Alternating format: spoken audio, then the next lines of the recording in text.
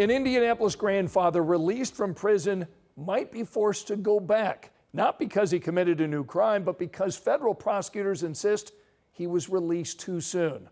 13 Investigates first told you about this controversy a few weeks ago, and tonight, our senior investigative reporter Bob Siegel says the man at the center of this debate is getting support from unlikely places.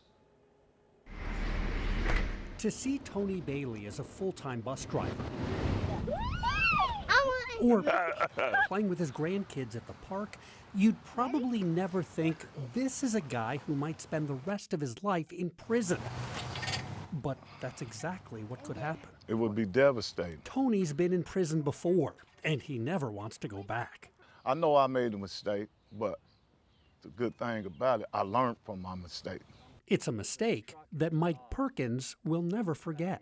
There were two fellas who were standing in the doorway. One of them had the gun and said, "Shut up and get back here." Mike was carjacked by Tony back in 1997.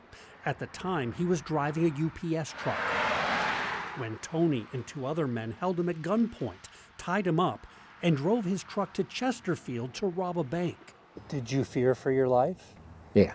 The hunt continues at this hour. Police going door to door, warning Pendleton residents about 3 suspected robbers believed to be in the area. Eventually, police caught up to Tony and his accomplices after they ditched their getaway car near that cornfield, broke into a nearby home to hide, and held another family at gunpoint. Because the crime involved a gun, because Tony had previous convictions, and because of the impact on his victims, It was definitely traumatic. Tony got a very long sentence. Man, I got 61 years. That's right, 61 years in federal prison. But in 2018, Congress revised sentencing guidelines to prevent unusually long sentences. And based on that change, a federal judge decided Tony's 61-year sentence should be reduced. Tony got out of prison 2 years ago after serving 27 years for his crimes. And since then, he's been busy working and getting to know his grandchildren. Which cartoon? Being able to just hold them, take them to the park, it means a lot. It really do.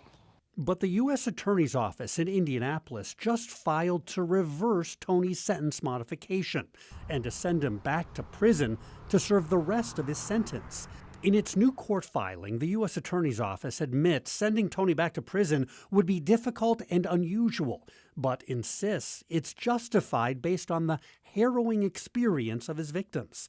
Last year in federal court, one of those victims testified about the bank robbers who broke into her home. She said, "They have devastated me, my daughter, and my entire family." She told a judge she opposes sentence reductions because even 3 decades later, we live with this every day. But Mike? Would you like to see Tony Bailey go back to prison? He sees it differently. From what I know, no. Because I believe that people can change for the better. Originally, I was really happy with the long sentence. I was quite bitter, but I've changed over those years also. Yeah, and he's 100% right. People does change over the years. You're not the same person. Thank God that I changed for the better. Tony says he's grateful for Mike's support, especially because of what he put him through 30 years ago. And if he was sitting here, I would look him in his eye and I would apologize to him, and I'm very sorry from my heart. If a person takes responsibility for their actions and has remorse for what they've done, then I'm fine with him being out and being a productive member of society again. Mike is not the only one offering support for Tony. A longtime prison guard at the federal prison in Terre Haute, where Tony served much of his sentence, he contacted 13 News to say he doesn't deserve what is happening to him. "I got to know Bailey, and he's a good man. Sending him back to prison, that isn't going to help anybody." As Tony fights to remain free, he now has others fighting alongside him. I firmly believe in the human spirit, that people can change for the better. And I think that it's important to help get the message out. People can change. The U.S. Attorney's Office has specifically cited what happened to Mike Perkins as one of the reasons Tony should still be in prison. Now that Mike says he disagrees with the U.S. Attorney's effort to send Tony back to prison, we asked the office for a response. So far, no comment. We're closely watching what the Federal Court of Appeals decides to do with Tony's case, and we'll let you know when there's a ruling. I'm Bob Siegel, 13 Investigates.